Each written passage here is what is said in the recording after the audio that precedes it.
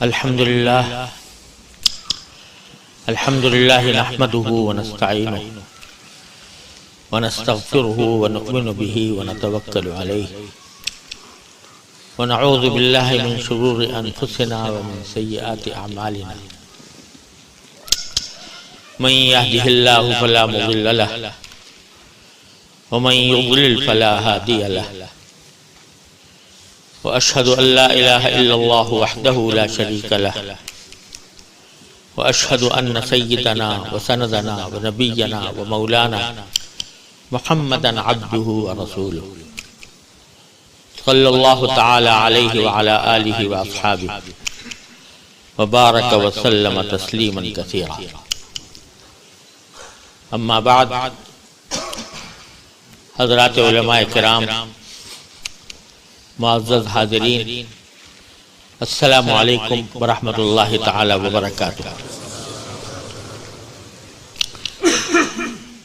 اللہ تبارک و تعالیٰ کے فضل و کرم سے اس وقت اس مسجد میں اور مدینہ اکیڈمی، جو ہمارے بہت ہی مہربان دوست مولانا فاروق پانڈور صاحب نے قائم کیا ہوا ہے، اس میں اللہ تبارک و تعالیٰ نے حاضری کی توفیق بخشی۔ اللہ تعالیٰ ان کو، مولانا فاروق صاحب کو جزائے خیر عطا فرمائے کہ یہ اپنی محبت کی وجہ سے مجھ جیسے ناکارہ کو بھی بار بار دعوت دیتے رہتے ہیں، اور ان کی خواہش ہوتی ہے کہ کوئی درس بھی ہو جائے اور کچھ بیان بھی ہو جائے۔ تو معلوم ہوا کہ ماشاءاللہ اس سال کچھ طالبات دور حدیث سے دور حدیث کی تکمیل کر رہی ہیں، تو اللہ تبارک و تعالیٰ اپنی رحمت سے ان کو علم نافع اور عمل صالح عطا فرمائے، اور ان کے والدین کے لیے بھی، ان کے اساتذہ کے لیے بھی، استانیوں کے لیے بھی اللہ تعالیٰ اس کو مبارک فرمائے۔ تو مولانا کی خواہش تھی کہ میں آخری باب صحیح بخاری کا ان طالبات کو کے سامنے پڑھوں، تو میں اس کی عبارت پڑھتا ہوں۔ حضرت امام بخاری رحمۃ اللہ علیہ نے اپنی صحیح کو اس باب پر ختم فرمایا ہے کہ باب قول اللہ ونضع الموازین القسط لیوم القیامہ۔ اللہ تعالیٰ کے اس ارشاد کے بیان میں یہ باب ہے کہ ہم قیامت کے دن ترازویں قائم کریں گے جو سراپا انصاف ہوں گے، اور آگے فرمایا فلا تظلم نفس شیئا، اور کسی بھی انسان پر کوئی ظلم نہیں ہو۔ بتلانا یہ مقصود ہے کہ یوں تو اللہ تبارک و تعالیٰ کو ہر انسان کے تمام اعمال کا پتہ ہے، کون کیا کر رہا ہے، اور اللہ تعالیٰ اپنے علم کی بنیاد پر بھی فیصلہ فرما سکتے تھے کہ فلاں شخص گناہگار ہے، فلاں شخص نیک اور متقی ہے، تو اپنے علم کی بنیاد پر بھی اللہ تبارک و تعالیٰ اگر چاہتے تو فیصلہ فرما دیتے، لیکن فرماتے ہیں کہ ہم ترازویں قائم کریں تاکہ ہر انسان کے عمل کا اس میں وزن کیا جائے۔ یعنی یہ فرمایا کہ انصاف صرف اتنا ہی نہیں ہے کہ انصاف کیا جائے، بلکہ انصاف ہوتا ہوا نظر بھی آئے کہ واقعی انصاف ہو رہا ہے۔ تو اس لیے وہ ترازویں قائم کی جائیں گی کہ اللہ تبارک و تعالی اس میں اعمال کو تولیں گے، اور اعمال کو تول کر جس میں وزن زیادہ ہوگا وہ انشاءاللہ جنت میں جائے گا، اور جس کے اعمال میں وزن کم ہوگا اللہ بچائے وہ جہنم میں جائے گا، جیسا کہ سورہ قارعہ میں فرمایا فمن ثقلت موازینہ فہو فی عیشۃ راضیہ واما من خفت موازینہ فامہ ہاویہ وما ادراک ما ہی نار حامیہ۔ تو اب یہاں امام بخاری رحمۃ اللہ علیہ نے جو یہ باب قائم کیا ہے، ساری کتاب میں دین کی ساری باتیں بیان کرنے کے بعد ایمانیات بیان کر دی، طہارت کے کیا احکام ہے وہ بیان فرما دیے، نماز کے کیا احکام ہے وہ بیان کر دیے، حج کس طرح کیا جاتا ہے اس کے کیا احکام ہے وہ بیان کر دیے، زکوٰۃ کے بیان کر دیے، روزے کے بیان کر دیے، اور پھر جو نکاح و طلاق کے ہیں وہ بیان کر دیے، بیع و شراء کے خرید و فروخت کے وہ بیان کر دیے۔ سارا دین جو نبی کریم سرور دو عالم صلی اللہ علیہ وسلم کے ذریعے ہم تک پہنچا، اس کی تفصیلات آپ ہی کی اقوال و افعال کی روشنی میں بیان فرمائے۔ اب آخر ختم یہاں کر رہے ہیں کہ پڑھ تو لیا سب کچھ، سارے دین کے احکام معلوم بھی کر لیے، لیکن اب فکر اس کی چاہیے کہ میرے اعمال میں آخرت میں وزن ہوتا ہے یا نہیں ہوتا۔ سارا آدمی علم پڑھ جائے اور کتابیں یاد کر لے، تقریریں علم کر لے، مباحث میں تحقیق کے اعلیٰ درجے تک پہنچ جائے، لیکن اگر عمل اس علم کے مطابق نہیں ہے تو وہ سارا علم بیکار۔ اس لیے حضرت امام بخاری رحمۃ اللہ علیہ ہمیں آپ کو کہ تم بخاری پڑھتے ہو پڑھاتے ہو، لیکن اصل فکر اس کی کرنی چاہیے کہ تمہارے عمل میں کتنا وزن ہے، اور اعمال میں وزن پیدا ہوتا ہے اخلاص سے۔ جب کوئی آدمی کوئی کام اللہ کے لیے کرتا ہے تو اس میں وزن پیدا ہوتا ہے۔ چھوٹا سا عمل ہو اور نیت سوائے اللہ تبارک و تعالیٰ کی خوشنودی کے کوئی اور نہ ہو، وہ چھوٹا سا عمل بھی کام دے جاتا ہے۔ اور اگر خدا نہ کرے بڑے بڑے کارنامے انجام دے دیے، لیکن اللہ کی خوشنودی پیش نظر نہیں ہے، شہرت پیش نظر ہے، ریاکاری پیش نظر ہے، لوگوں کی عقیدت اور محبت حاصل کرنا پیش نظر ہے، تو وہ بڑے سے بڑا کام بھی اکارت ہے۔ بڑی خوبصورت بات فرمائی حضور نبی کریم سرور دو عالم صلی اللہ علیہ وسلم نے حضرت معاذ بن جبل رضی اللہ تعالیٰ عنہ۔ حضرت معاذ بن جبل رضی اللہ تعالیٰ عنہ حضور کے بڑے لاڈلے صحابی، ایسے لاڈلے کہ آپ کے بارے میں آپ کو یہ فرمایا کہ یا معاذ انی احبک، اے معاذ میں تم سے محبت کرتا ہوں۔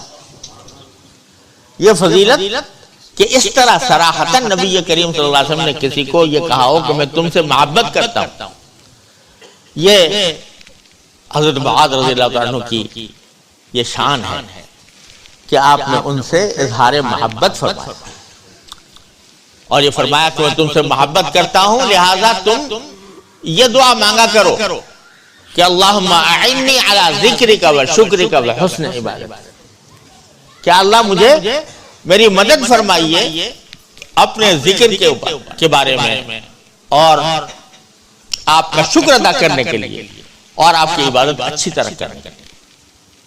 یہ دعا مانگا، میں تم سے محبت کرتا ہوں لہذا یہ دعا مانگا کرو۔ تو سب کے لیے یہ سارے مسلمانوں کے لیے ایک عظیم تحفہ ہے نبی کریم صلی اللہ علیہ وسلم کہ وہ یہ دعا مانگے کہ اللہ میری مدد کیجئے، کہے میں کیجئے؟ اپنے ذکر میں کیجئے، اپنے شکر میں کیجئے، اپنے عبادت کو اچھی طرح انجام دینے میں کیجئے۔ یہ آدمی کو حاصل ہو جائے اللہ تعالیٰ کی توفیق، اس کے ذکر کی توفیق، اس کی شکر کی توفیق، اس کی عبادت کو اچھی طرح انجام دینے کی توفیق، تو اس سے زیادہ کیا ہو سکتا ہے؟ انہی حضرت معاذ رضی اللہ تعالیٰ عنہ سے ایک موقع پر آپ نے فرمایا، حضرت معاذ سے خطاب کرتے ہوئے کہ اخلص دینک یکفیک العمل القلیل، او کما قال صلی اللہ علیہ وسلم، کہ اے معاذ اپنے دین میں اخلاص پیدا کر لو، جو کام کرو اللہ تعالیٰ کی رضامندی کے لیے کرو، خوشنودی کے لیے کرو، تو تمہیں تھوڑا سا عمل بھی تمہارے لیے کافی ہو جائے۔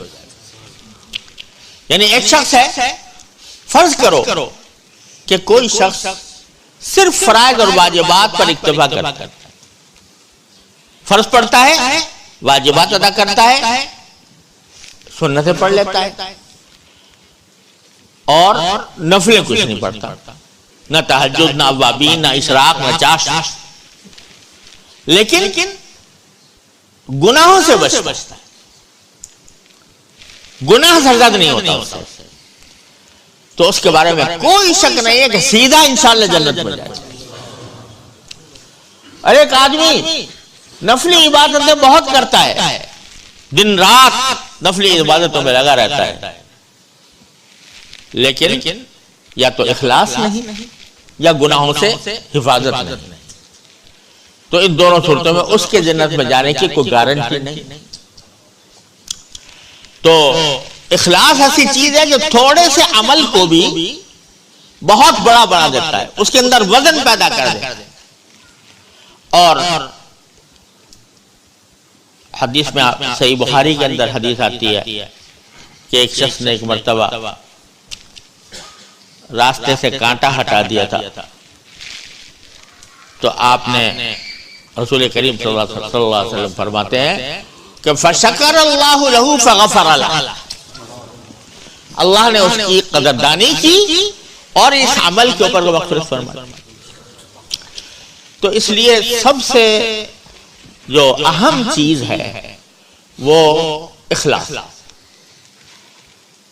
اور یہ ایسی چیز ہے کہ بسا اوقات شیطان یہیں سے راہ مارتا ہے کہ آدمی سے کام تو بہت کروا رہا ہے، بہت کام کر رہا ہے، لیکن دل میں اس کی شہرت کا جذبہ ہے، لوگوں کی تعریف حاصل کرنا مقصود ہے، ریاکاری مقصود ہے۔ ریاکاری تو ہوتی ہی ہے، لیکن یہ بات بڑا مشکل ہے علم کے ساتھ کہ آدمی عالم بنے اور اس میں شہرت کا جذبہ پیدا نہ ہو، عالم بنے اور لوگوں کے عقیدت اور محبت کا جذبہ پیدا نہ ہو کہ یہ لوگ مجھ سے محبت کریں، میری عقیدت کریں۔ یہ آسان نہیں ہوتا، یہ وہ پڑھا بھی رہا ہے، وہ واعظ بھی کر رہا ہے، وہ تصنیف بھی کر رہا ہے، وہ سب کچھ کام فتویٰ بھی دے رہا ہے، لیکن دل میں شیطان یہ بات ڈالتا ہے کہ یہ کروں گا تو لوگوں کی تعریف ملے گی، لوگوں کی عقیدت ہوگی، لوگ مجھے اچھا سمجھیں گے۔ اب یہ چیز آ گئی تو بس آدمی کا عمل جاتا ہے۔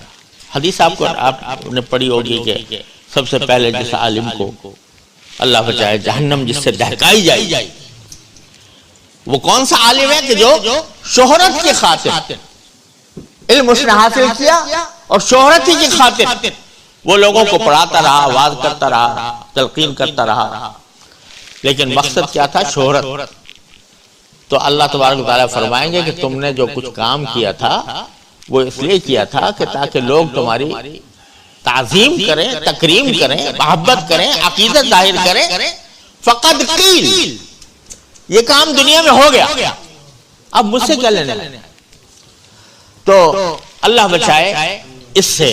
اس لیے امام بخاری رحمۃ اللہ علیہ آخر میں یہ باب لے کر آیا کہ خدا کے لیے اپنے اعمال میں وزن پیدا کرنے کی خاطر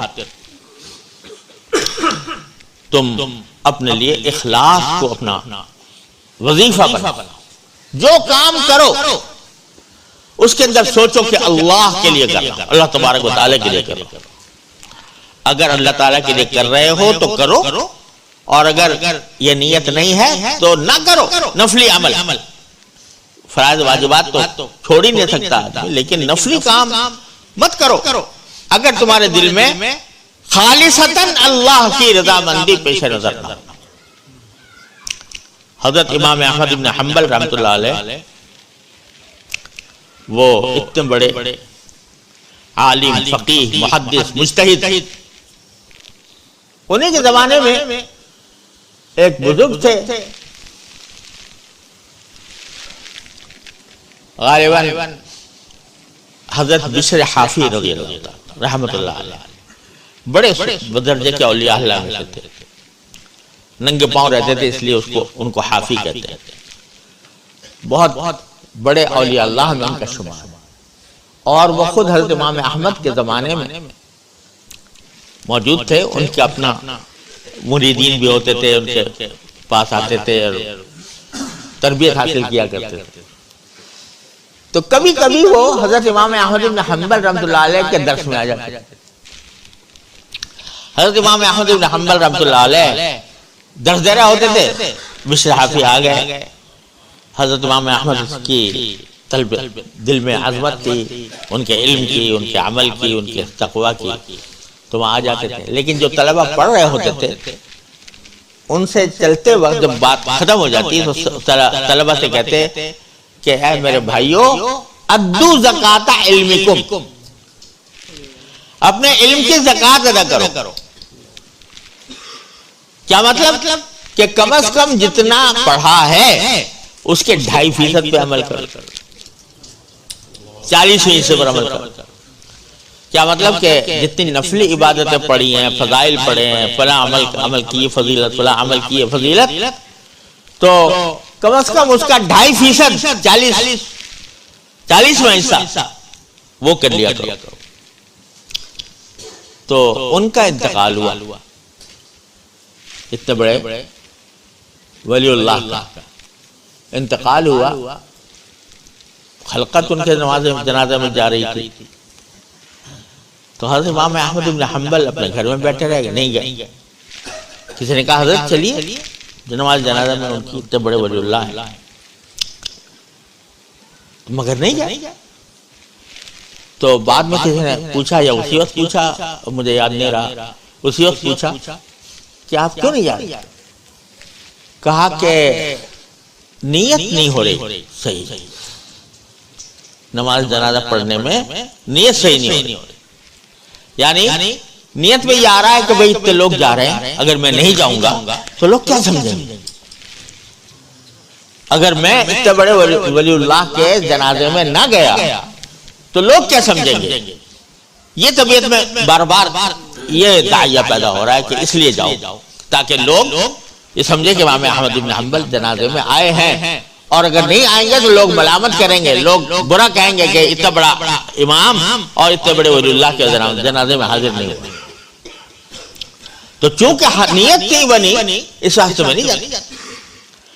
سبق یہ دیا کہ ہر کام کو شروع کرنے سے پہلے یہ دیکھ لو یہ اللہ کے لیے کر رہے ہو یا کسی اور مقصد کے لیے. اب ہمارے ہاں ہمارے معاشرے کے اندر رواج ہے ہدیہ تحفے دینے کا. شادی کے موقع پر، بیاہ کے موقع پر، فراغت کے موقع پر، ہزار مواقع ہیں جن میں ہدیہ تحفے دیے جاتے ہیں. تو بہت اچھی بات ہے بھائی، ایک مسلمان دوسرے مسلمان کو کوئی ہدیہ پیش کرے، بڑی قیمتی چیز اور بڑی فائدے کی چیز. رسول کریم صلی اللہ علیہ وسلم فرمایا کہ تہادوا تحابوا، ہدیہ دیا کرو ایک دوسرے کو تاکہ تمہارے درمیان محبتیں پیدا ہوں. تو بڑی اچھی چیز ہے.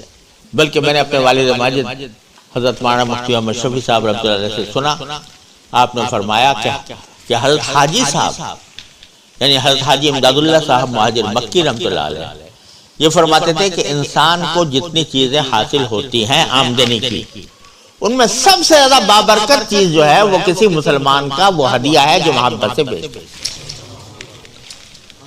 اور اس لیے وہ فرماتے تھے کہ جب کوئی ہدیہ لے کر آتا، کوئی کھانے پینے کی چیز ہوتا، حضرت حاجی صاحب زیادہ کھانے کے شوقین بھی نہیں تھے، لیکن کوئی ہدیہ لے کے آتا تو ایک دانہ اٹھا کے ضرور کھا لیتے کہ بھئی یہ ایک مسلمان کا دیا ہوا ہدیہ ہے، اس میں برکت ہے، اس برکت کو حاصل کرنے کے لیے میں کھا رہا ہوں۔ تو بڑی اچھی بات ہے، بشرطے کہ ہدیہ دینے کا مقصد اللہ تبارک و تعالیٰ کی رضا، مسلمان سے محبت ہو اور اللہ تعالیٰ کی رضا۔ اور اگر یہ دل میں آ گیا کہ ارے بھائی میں نے ہدیہ نہ دیا تو ناک کٹ جائے گی، معاشرے میں مجھے لوگ کیا کہیں گے۔ دیکھو شادی بیاہ کے اوپر کیا ہوتا ہے، کیا واقعی دل چاہ رہا ہوتا ہے کہ بھئی میں ہدیہ دوں؟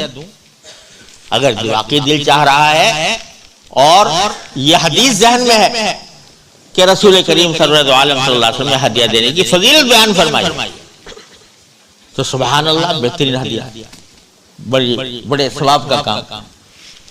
لیکن اگر یہ ہے کہ بھائی یہ تو شادی ہو رہی ہے، اگر اس میں میں نے پیسے نہ دیے تو میری ناک کٹ جائے گی معاشرے میں، لوگ کیا کہیں گے کہ بھئی کتنا کنجوس ہے کہ شادی بیاہ کے موقع پر بھی یہ اس کے جیب سے پیسہ نہیں نکلتا۔ اب جو ہو رہا ہے، یہ جو ہدیہ دیا جا رہا ہے وہ کاہے کے لیے؟ مخلوق کو خوش کرنے کے لیے، تاکہ دوسرے لوگ یہ کہیں کہ بھئی اچھا ہدیہ دیا ہے۔ تو ایک اتنی بہترین عبادت، ہدیے کی عبادت، جس کو رسول کریم صلی اللہ علیہ وسلم نے عبادت قرار دیا، اس کے بارے میں ہم لوگ اللہ بچائے یہ نیتیں خراب کر دیتے ہیں۔ نتیجہ ہے کہ وہ بجائے اس کے کہ وہ ثواب ملتا، الٹا گناہ ہوتا۔ بعض علاقوں میں تو باقاعدہ فہرستیں بنتی ہے نا، ہمارے بعض علاقوں میں باقاعدہ فہرستیں بنتی ہے، فلاں نے اتنے پیسے دیے، فلاں نے اتنے پیسے دیے، فلاں نے اتنے پیسے دیے، اور وہ پورا قرض ہوتا ہے کہ جب میرے ہاں آئے گی شادی تو اسے دیے، تو جب اس کے یہاں ہوگی تو مجھے اتنا دینا پڑے گا، اگر نہ دیا تو نہ کر دے۔ تو اتنے بہترین عمل کو ہم نے اپنی نیتوں کے خرابی کی وجہ سے نہ صرف بیکار کر دیا بلکہ گناہ کر دیا، گناہ بنا دیا۔ تو نیت ایسی چیز ہے جو اگر چاہو تو مٹی کو سونا بنا، اور اگر چاہو تو سونے کو مٹی بنا۔ یہ ایسی چیز امام بخاری اس لیے فرماتے ہیں کہ بھائیو، وزن اعمال کی فکر کرو کہ تمہارے اعمال میں کتنا وزن ہے۔ اب ایک شخص ہے، فرض کرو، جو ریٹائر زندگی گزار رہا ہے، ساری زندگی کام سے فارغ ہو کر بیٹھا ہے، اور جو ہے اب کام تو کچھ ہے نہیں، کھانے پینے کے لیے موجود ہے، یا تو اپنی پہلے سے پیسے جمع کر رکھے ہیں، یا اولاد ہے جو اس کی خدمت کر رہی ہے، نہ کوئی ڈیوٹی دینی، نہ کوئی تجارت کرنی، نہ کوئی کاروبار کرنا، خالی بیٹھا ہے۔ اب وہ رات کو تہجد بھی پڑھتا ہے، صبح کو پہلی صف اول میں جاتا ہے، اذان سنتے ہی مسجد میں پہنچ جاتا ہے، صف اول میں نماز پڑھتا ہے، اور نوافل پڑھتا رہتا ہے، ہر طرح کے نوافل پڑھتا ہے۔ ایک شخص وہ ہے، الحمدللہ اگر نیت اچھی ہے تو سب پہ ثواب ملے گا۔ اور ایک شخص وہ ہے کہ جو مشغول ہے، یا تو مشغول ہے اپنے رزق حلال کے لیے، یا مشغول ہے کسی دینی کام میں کام کرنے کی وجہ سے مشغول ہے، اور وہ جو ہے نفلیں اس جیسی نہیں پڑھتا جیسے وہ ریٹائر آدمی پڑھ رہا ہے۔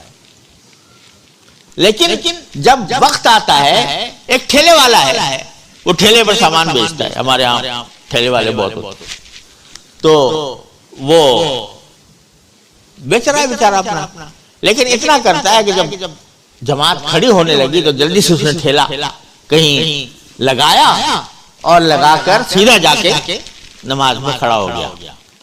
اس طرح کے دل اس کا کہیں ہے، دماغ اس کا کہیں ہے کہ ٹھیلے میں لگا ہوا ہے، کوئی لے نہ جائے، کوئی چوری نہ کر جائے، لیکن پڑھ لی۔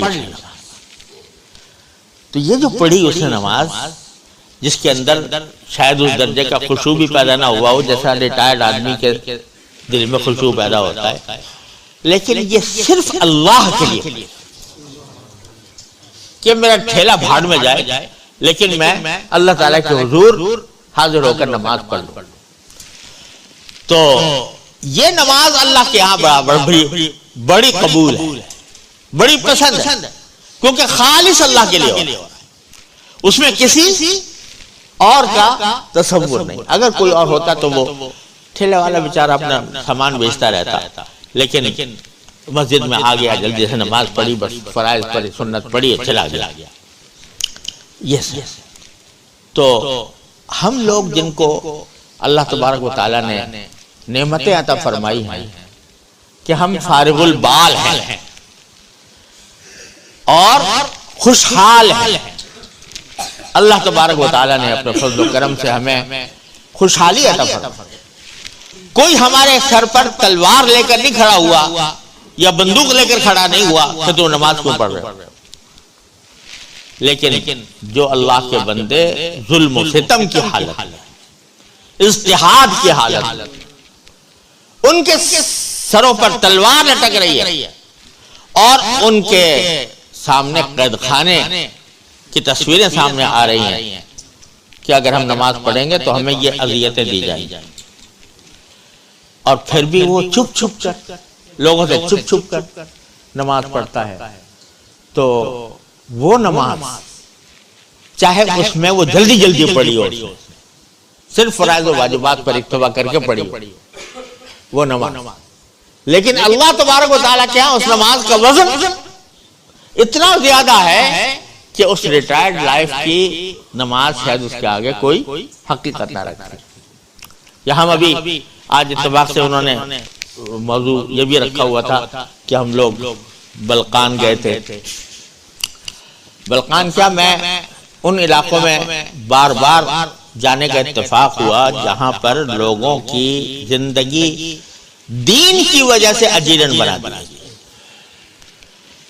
چین میں گیا، پھر روس میں گیا، اور یہ بلقان کے علاقوں میں ازبکستان اور جو ہے تاجکستان اور کرغزستان اور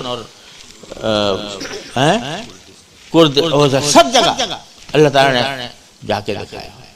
تو سچی بات ہے کہ ان لوگوں کو دیکھ کر، ان کے حالات سن کر شرم ہمیں بیٹھے بٹھائے اپنے ماں باپ سے وراثت میں اسلام مل گیا. وراثت میں اسلام اللہ تعالیٰ کا فضل و کرم، بیٹھے بٹھائے مل گیا. اس طرح مل گیا کہ اگر آج ہم خدا نہ کرے ہم نافرمانی کرنا چاہیں تو وہ ہمارے لیے مشکل ہے. یہ ہم داڑھی والے جتنے بھی ہیں نا، یہ اگر خدا نہ کرے ان کے دل میں کوئی گناہ کا تصور آ جائے تو یہ داڑھی ان کو روک دے. مجھے یاد ہے ایک مرتبہ میں امریکہ گیا تھا سب سے پہلے 1978 میں. تو وہاں میرے ایک ساتھی تھے، اللہ تعالیٰ ان کے انتقال ہو گیا، اللہ تعالیٰ ان کے درجات بلند فرمائے. تو ہم دونوں وہاں امریکہ کے ہوٹل میں جا کے ٹھہرے. پہلی بار جانا تھا تو وہاں نیند کا نظام بالکل الٹ جاتا ہے نا، دن رات اور رات دن ہو جاتی ہے. تو ایسا ہوا کہ ہم دوپہر کو جو قیلولے کے غرض سے لیٹے تھے تو سوتے رہے یہاں تک کہ عصر بھی گئی، مغرب بھی گئی اور عشاء بھی گئی، اور رات کو 10 بجے کے بعد آنکھ کھلی اور پتہ چلا کہ اچھا 10 بج گئے، اس میں ہماری عصر بھی گئی اور مغرب بھی گئی. بڑا افسوس ہوا، بڑا نمازیں پڑھی. اس کے بعد بھوک لگ رہی تھی، کھانا چاہیے تھا، ہوٹل میں ٹھہرے ہوئے تھے. معلوم ہوا کہ اس کا جو کھانے کا جو ریسٹورنٹ ہے وہ بند ہو گیا، وہاں کھانا نہیں ملے. تو کھانا ویسے ہی وہاں ہمیں مچھلی کھانی تھی، کوئی گوشت ووشت تو کھانے نہیں تھا. تو لیکن پھر ہم سوچا کہ چلو کچھ باہر سے کچھ دیکھیں. تو کسی نے کہا کہ نہیں، بالکل اوپر چھت کے اوپر ایک ریسٹورنٹ ہے اور وہ رات گئے تک کھلا رہتا ہے 12-1 بجے تک، اور وہاں آپ کو جو ہے کچھ نہ کچھ چیز ایسی مل جائے گی جو حلال ہے۔ خیر ہم چلے گئے، جا کر دیکھا تو چھت کے اوپر ایک اندھیرا چھایا ہوا تھا، چھوٹی چھوٹی شمع جل رہی تھی۔ تو ایک میز کے اوپر ہم اور وہ جا کے بیٹھ گئے، تو اس انتظار میں تھے کہ کوئی آ کر آرڈر لے۔ تو ایک خاتون آئی اور آ کر ہم سے کہنے لگی اگر آپ برا نہ مانیں تو میں ایک بات آپ سے کہوں۔ میں نے کیا؟ کہنے یہ جگہ آپ کے لیے مناسب نہیں، یہ جگہ آپ کے لیے مناسب نہیں، کیونکہ یہاں تھوڑی دیر کے بعد ڈانس شروع ہونے والا ہے۔ تو آپ اپنے ایسا کریں کہ یہاں آنے کے بجائے اپنے روم سروس سے کھانا منگا لیں تو زیادہ بہتر ہو۔ وہ نہ ہمیں جانتی ہے نہ ہمیں پہچانتی ہے، لیکن داڑھی نظر، تو یہ داڑھی ہمیں کتنے گناہوں سے بچاتی ہے۔ اور یہ داڑھی والا کسی سنیما کی لائن میں کھڑا ہو، جا کے کھڑا ہوگا کہ وہ داڑھی لگائی ہوئی ہے اور پھر وہاں کھڑا ہے، یا جوا کھیل رہا ہے، یا کسی جو ہے نائٹ کلب میں بیٹھا ہے۔ تو اللہ تعالیٰ کا فضل و کرم ہے، یہ داڑھی ہمیں ہمارے لیے بہت بڑا حجاب ہے گناہوں سے۔ تو خیر، تو ہم لوگ اگر گناہ کرنا بھی چاہیں تو شاید نہ کر سکیں۔ ایک وہ قوم ہے، یہ ساری اقوام جن کا میں ذکر کر رہا ہوں، کہ ان پر یہ حالت ہے کہ ان کو اگر قرآن نظر آ گیا کسی گھر کے اندر، پوری فیملی کو تباہ کر دیا گیا۔ کسی نے روزہ رکھ لیا تو شراب پلا کر اس کو افطار کرایا گیا،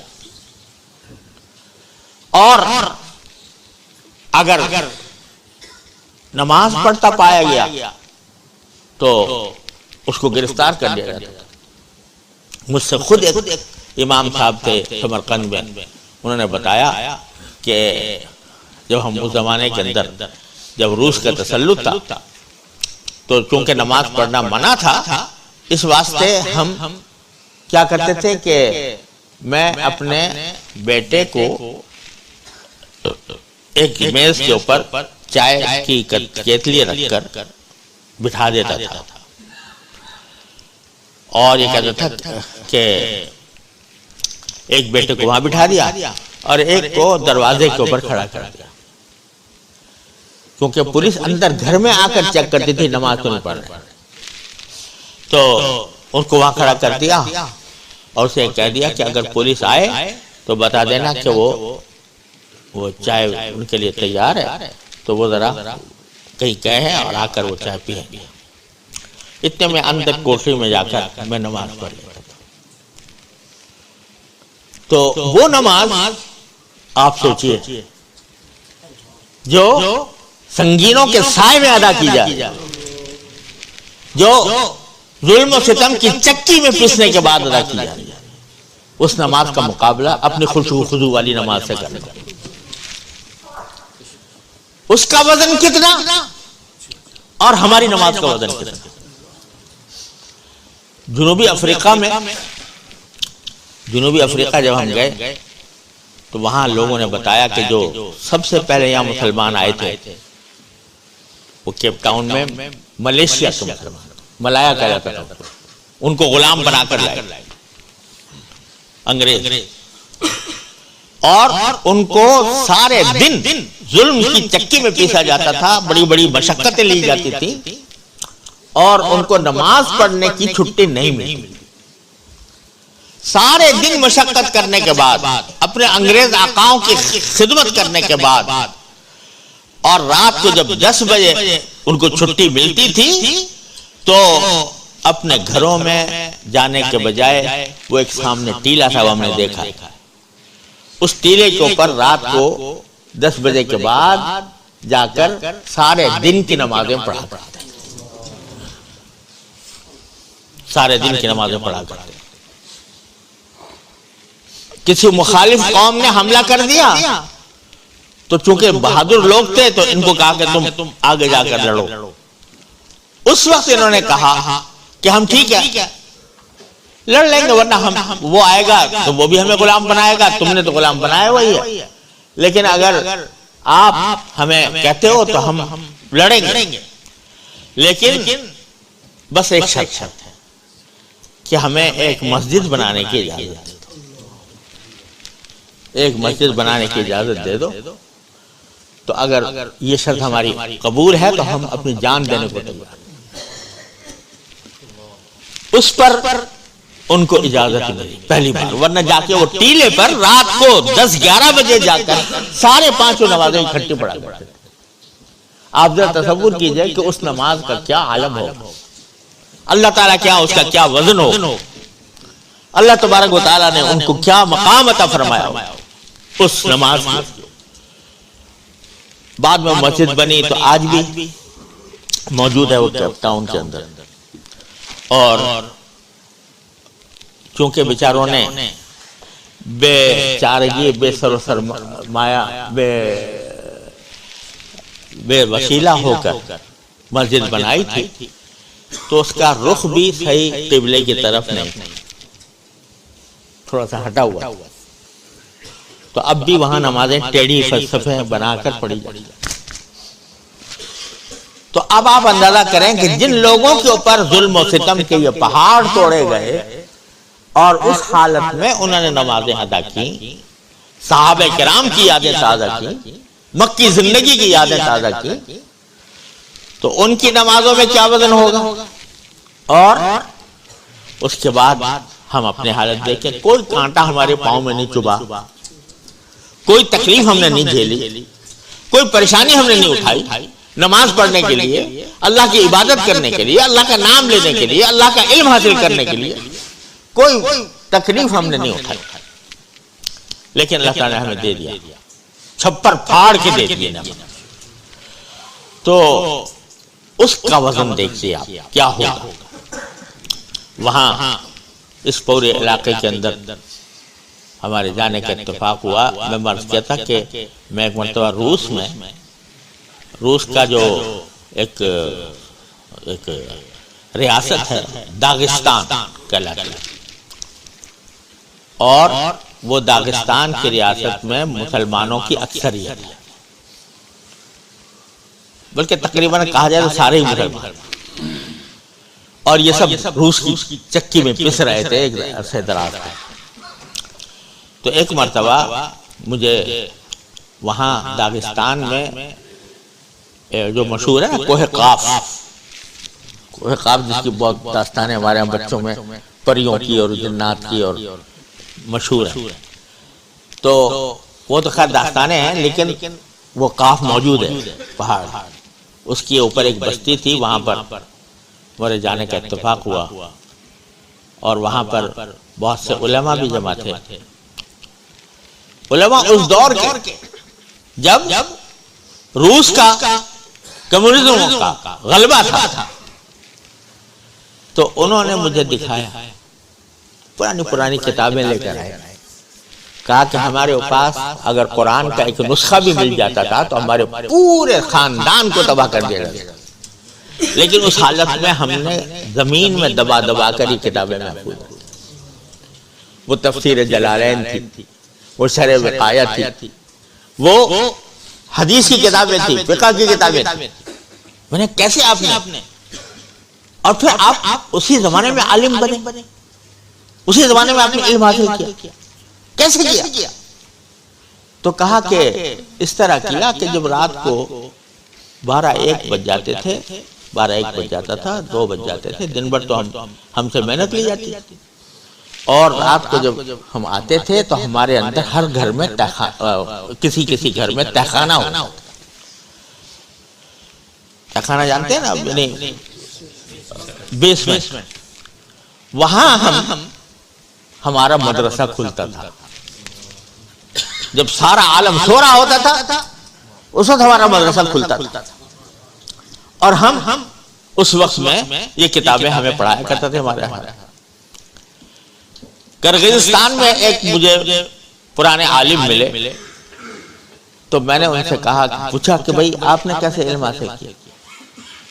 کہا کہ ہمارے ایک شیخ تھے، وہ بڑے عالم تھے، اور ان کے اوپر کمیونسٹ حکومت نے یہ مہربانی کی کہ ان کو قتل نہیں کیا،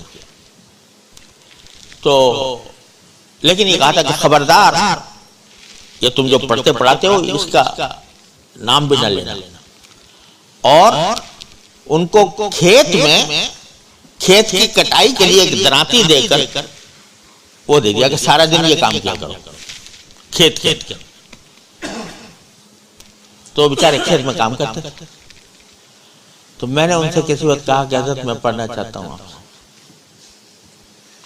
تو انہوں نے فرمایا کہ بھائی مجھے تو کھیت میں کام کرتا ہوں، وہ کھیت جب اونچا ہو جائے جس میں آدمی چھپ سکے تو اس وقت میں تم کتاب لے کر وہاں آ جایا کرنا، میں دھاتی سے کاٹتا رہوں گا، تم مجھ سے سبق پڑھتے ہیں۔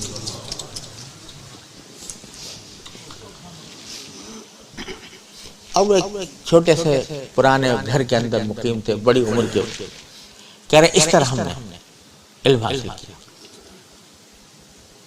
تو مجھے یاد آیا کہ حضرت امام احمد بن حنبل رحمۃ اللہ علیہ کے اوپر جب معتزلہ کی سختیاں پیش آئیں، کوڑے کھائے امام بخاری رحمۃ اللہ علیہ، امام احمد بن حنبل رحمۃ اللہ علیہ، تو وہاں یہ تو قصہ تھا نہیں کہ بھئی ایک واقعہ اگر یہاں ہو رہا ہے تو اس کی خبر چند لمحوں میں واٹس ایپ کے ذریعے پہنچ جائے دوسرے ملک کے اندر۔ تو اندلس میں رہتے تھے حضرت بقی بن مخلد رحمۃ اللہ علیہ، بڑے درجے کے محدثین میں سے تھے بقی بن مخلد۔ انہوں نے شعرا سنا ہوا تھا امام احمد بن حنبل کا کہ حدیث کے بڑے امام، تو وہ اندلس سے چلے بغداد تاکہ امام احمد بن حنبل رحمۃ اللہ علیہ سے علم حاصل کریں، حدیثیں حاصل کریں۔ آپ اندازہ کریں کہ اندلس سے یعنی اسپین سے بغداد عراق اگر کوئی ہزارہ میل کا فاصلہ، نہ ٹرین نہ جہاز نہ کوئی اور راستہ، پیدل کچھ سواری پہ چڑھتے پتہ نہیں کتنے مہینوں میں پہنچے ہوں گے۔ جب پہنچے تو امام احمد بن حنبل رحمۃ اللہ علیہ قید سے رہا ہو چکے تھے، اپنے گھر میں مقیم تھے، اور ان کو اس شرط کے ساتھ رہا کیا گیا تھا کہ آپ درس کا حلقہ نہیں جمائیں گے، درس نہیں دیں گے۔ اب یہ جا کر ان کے دروازے پر دستک دیتے ہیں بقی بن مخلد رحمۃ اللہ علیہ، اور ان سے کہتے ہیں کہ حضرت میں اتنی دور سے آپ سے حدیث پڑھنے کے لیے آیا ہوں۔ تو حضرت امام احمد بن حنبل فرماتے ہیں کہ بھائی مجھے تو روک دیا گیا ہے، میں تو معاہدہ کیا ہوا ہے میں کوئی درس کا حلقہ نہیں بنا سکتا۔ اب یہ کہتے ہیں حضرت میں اتنی دور سے آیا ہوں صرف آپ سے حدیث پڑھنے۔ تو حضرت امام احمد پہلے تو وہاں اپنی معذوری کا اظہار کرتے رہے، پھر کہے بھائی میں بالکل معذور ہوں، میں اپنا معاہدہ کر چکا ہوں کسی سے۔ تو اس پر انہوں نے تجویز دی بقی بن مخلد نے کہ اچھا حضرت ایک کام کریں کہ میں آپ کے پاس روزانہ ایک بھکاری بن کے آیا کروں گا، بھکاری بن کے آیا کروں گا کہ اللہ کے نام پر کچھ دے دو، بھکاری بن کے آیا کروں گا، آپ دروازہ کھولیں، اتنی دیر میں مجھے ایک حدیث سنا دو، دروازہ کھول کر مجھے ایک حدیث سنا دو، تو میرا پھر میں اس پر بھی راضی۔ روزانہ بھکاری بن کر جاتے اور بھکاری کی طرح آواز لگاتے، امام احمد بن حنبل رحمۃ اللہ علیہ دروازہ کھولتے اور اس وقت ایک حدیث پڑھ کے سنا۔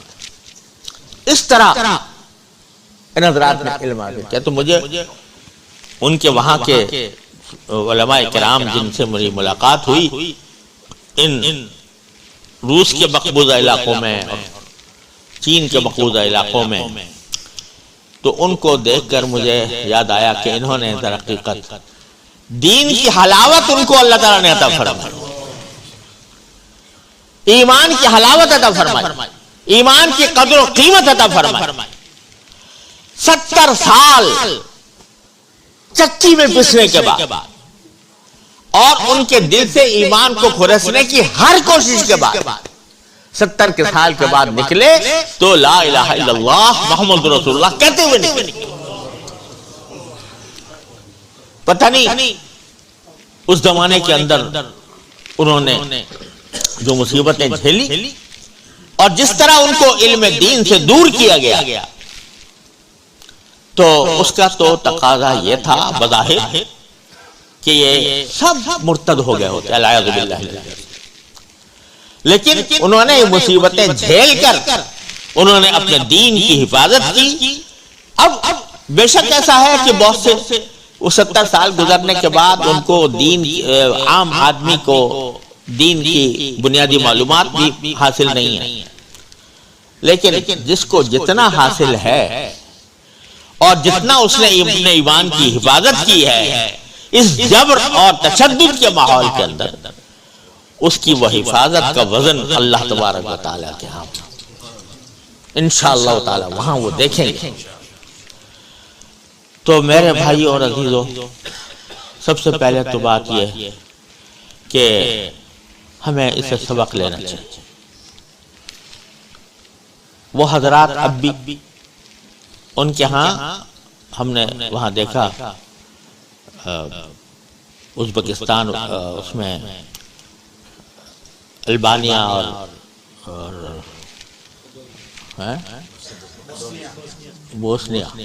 بوسنیا میں مسجدوں کے اندر لوگوں نے ہر مسجد کے اندر نماز کا طریقہ لکھا ہوا ہے. آپ یہاں کسی مسجد میں یہ نہیں مسلمان کو نماز کا طریقہ بتانے کی کیا ضرورت؟ اس میں لکھا ہوا ہے کہ جب تم آؤ تو پہلے اللہ اکبر کہو، پھر ہاتھ باندھو، پھر اس کے بعد یہ سورہ فاتحہ پڑھو، پھر کوئی سورت پڑھو، پھر رکوع میں جاؤ اور یہ کرو. تو الحمدللہ اب رفتہ رفتہ وہ دین سے جو ان کی دوری تھی رفتہ رفتہ اس میں کمی آ گئی اور اللہ تعالیٰ کے فضل و کرم سے اب مسجدوں نظر آنے لگی ہیں. مسجدیں کسی وقت ناپید تھی، مسجدوں کو استبل بنا لیا گیا تھا. لیکن اللہ تبارک و تعالیٰ نے اب صورتحال بہتر کی ہے. اللہ تعالیٰ جزائے خیر دے. ہمارے دوست مولانا حنیف دودھ والا کو ان کی تنظیم ہے. اس پہلے بھی 12 سال پہلے ہم البانیا انہی کے ساتھ گئے تھے تو اس وقت کے حالات دیکھے تھے. اب 12 سال کے بعد دوبارہ جانے کا اتفاق ہوا. الحمدللہ ان کی جو مسلمانوں کی کوشش مسلسل مختلف اطراف سے، مختلف جہات سے، مختلف تنظیموں سے وہاں پر کام شروع ہوا ہے. تو ہم لوگوں کو چاہیے کہ سب سے پہلے تو اللہ تعالیٰ کا شکر ادا کریں. اس نے ہمیں دین بیٹھے بٹھائے دے دیا، بغیر کسی مشقت کے دے دیا، بغیر کسی محنت کے دے دیا. اور شکر اس کا شکر یہ ہے کہ اپنا ہر کام خالصتاً اللہ جل جلالہ کی رضا کے لیے کرے. جو کام کرے اللہ تعالیٰ کی رضا. دیکھو حدیث میں کہ رسول کریم صلی اللہ علیہ وسلم کا ارشاد ہے کہ صلہ رحمی یعنی رشتہ داروں کا حق ادا کرنا یہ بہت بڑے ثواب کا کام ہے، بہت بڑی نیکی ہے. وَآتِ ذِی الْقُرْبَىٰ حَقَّهُ. تو صلہ رحمی بڑی اچھی چیز ہے. تو اس کے بارے میں رسول کریم صلی اللہ علیہ وسلم فرمایا کہ لیس الواصل بالمکافئ. صلہ رحمی کرنے والا وہ نہیں ہے جو کسی کی صلہ رحمی کا بدلہ دے. کیونکہ اس نے میرے ساتھ ہمدردی کی تھی میں بھی اس کے ساتھ ہمدردی کرتا ہوں. یہ کوئی صلہ رحمی نہ ہوئی کہ آپ نے بدلہ دے دیا. لیکن صلہ رحمی یہ ہے کہ دوسرا آپ کے ساتھ قطع رحمی کرتا ہے، دوسرا آپ کے ساتھ رشتہ داری کے حقوق کو پامال کرتا ہے، آپ اس کے جواب میں صلہ رحمی کرتے ہیں. دوسرا آپ کو برا کہتا ہے، آپ اس کے جواب میں اس کو اچھا کہتے ہیں. کوئی دوسرا آپ کے لیے بدخواہی کر رہا ہے، آپ اس کی خیرخواہی کریں. یہ کیسے ہوگا؟ یہ اس لیے ہوگا، اسی طرح ہوگا کہ آدمی کسی کے ساتھ ہمدردی، کسی کے ساتھ صلہ رحمی کرتے ہوئے یہ نہ سوچے کہ مجھے اس سے بدلہ لینا. بلکہ یہ سوچے کہ میرا اللہ راضی ہو، میرا اللہ راضی ہو جائے. اور اگر اس صورت میں اگر دوسرا کوئی حق تلفی بھی کرے گا تو شکوہ کوئی نہیں، کیونکہ ہم نے تو اللہ کے لیے انما نطعمکم لوجہ اللہ لا نريد منکم جزاء ولا شکورا. ہم نے تو جو کام کیا اللہ کے لیے کیا، ہمیں نہ اس کا بدلہ چاہیے نہ اس پر شکریہ چاہیے. یہ ہے مقام جس کی طرف ہمارا دین بلانا چاہتا ہے، جس سے اعمال میں وزن پیدا ہوتا ہے.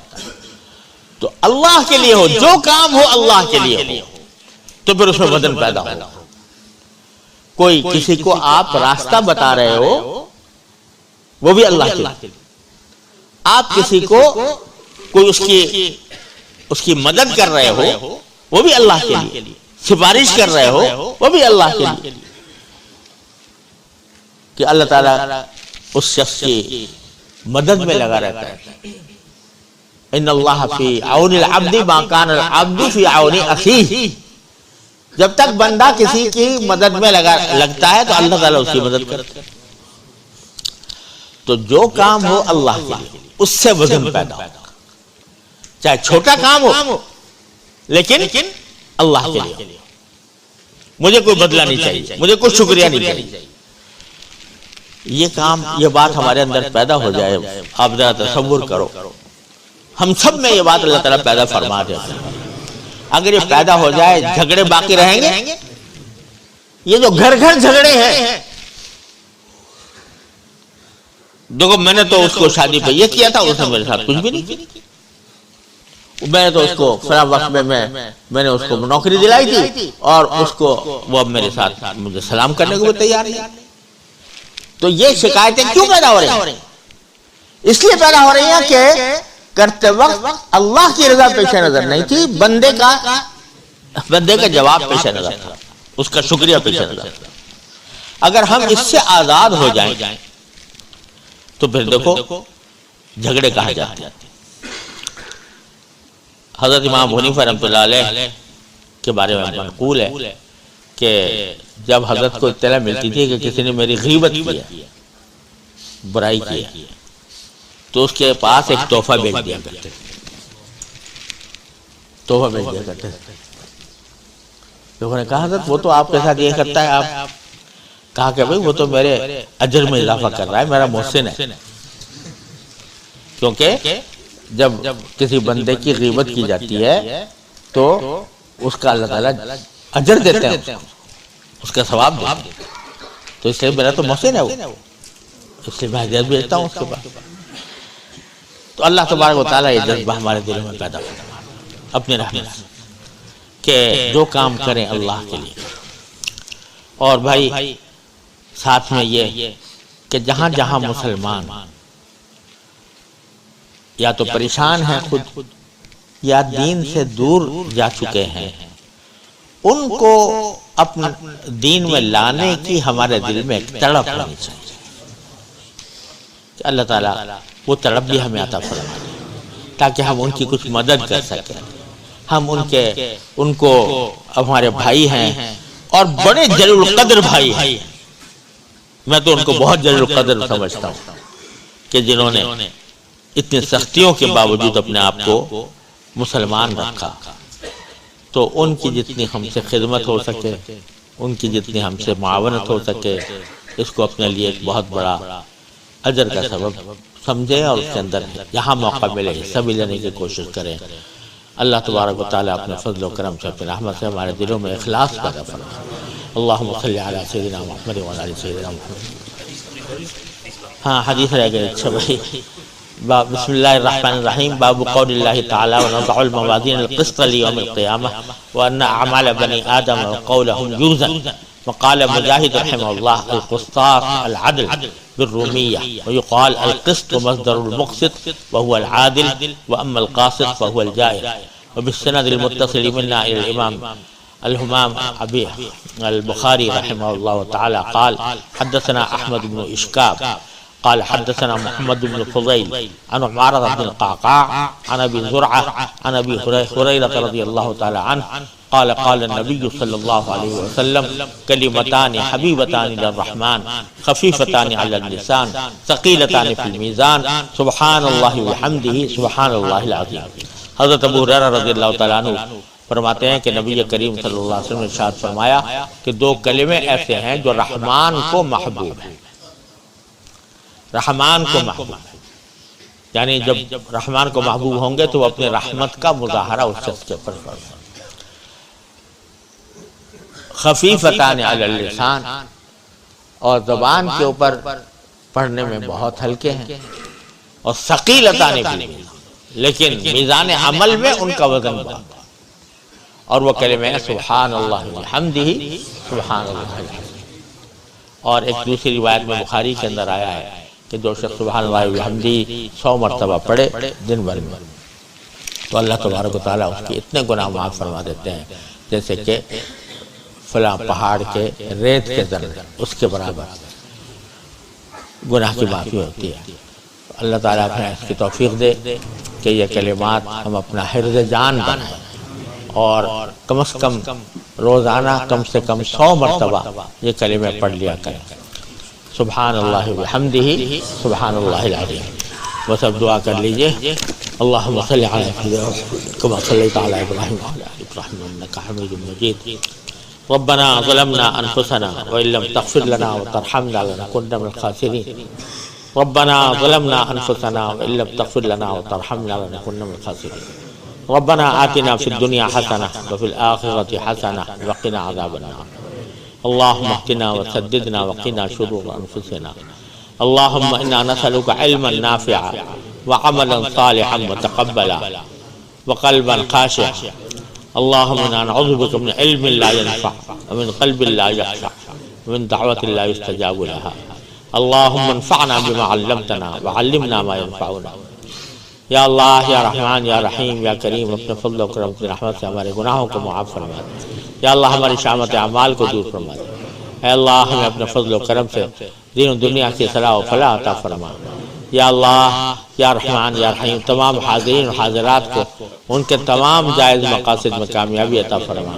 یا اللہ جو طالبات فارغ ہوئی ہیں، اے اللہ اپنے رحمت سے ان کو علم نافع عطا فرما، عمل صالح عطا فرما، رزق واسع عطا فرما۔ اے اللہ ان کو اپنے رحمت سے اپنے دین کی خدمت کے لیے قبول فرما۔ یا اللہ اپنے رحمت سے ان کو خواتین کے لیے ذریعہ ہدایت بننے کی توفیق عطا فرما۔ یا اللہ اپنے رحمت سے ان کو اپنے علم پر عمل کی توفیق عطا فرما۔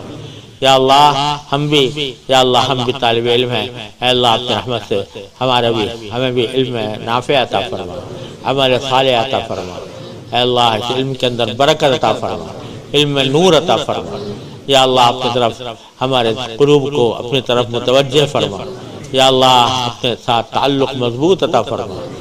یا اللہ اپنے رحمت سے اپنے فضل و کرم سے اپنے ذات کے ساتھ تعلق عطا فرما، مضبوط تعلق عطا فرما۔ یا اللہ ہر طرح کے شر سے، گناہوں سے، معصیتوں سے، منکرات سے اے اللہ ہماری حفاظت فرما۔ یا اللہ ہم سے جن جن لوگوں نے دعا کے لیے درخواست کی ہے، فرمائش کی، یا اللہ ان سب کی دلی مرادوں کو پورا فرما۔ یا اللہ ہمیں اپنے فضل و کرم سے اخلاص کامل عطا فرما۔ یا اللہ اخلاص کامل عطا فرما۔ یا اللہ اخلاص کامل عطا فرما، ہمارے کاموں میں برکت عطا فرما دے۔ یا اللہ ہم جس کام میں جو کام بھی کریں وہ آپ کے لیے کریں۔ اے اللہ ہم ان لوگوں میں شامل ہوں کہ ان صلاتی و نسکی و محیای و ماتی للہ رب العالمین۔ یا اللہ ان میں ہمیں شامل فرما لیجیے۔ اللہم ان قلوبنا و نواصینا و جوارحنا بیدک لم تملکنا منها شیئا فاذا فعلت ذلك بنا فکن انت ولینا واہدنا الى سواء السبیل۔ یا اللہ یا رحمان یا رحیم یا کریم، اپنے فضل و کرم سے ہماری ساری دعائیں قبول فرما لے۔ یا اللہ جو ہم نے رمضان میں یا اللہ جو کچھ ہم سے بن پڑا، یا اللہ اس کو اپنی رحمت سے قبول فرما لے۔ یا اللہ جئناک ببضاعۃ مزجاۃ فاوفِ لنا الکیل وتصدق علینا انک خیر المتصدقین۔ یا اللہ جو دعائیں ہم نے رمضان میں کی اے اللہ وہ بھی قبول فرما لے، جو ہمارے دل میں تھی نہیں کر پائے اے اللہ وہ بھی قبول فرما لے، یا اللہ جو دل میں بھی نہیں آئی لیکن کرنی چاہیے تھی یا اللہ وہ بھی قبول فرما لے۔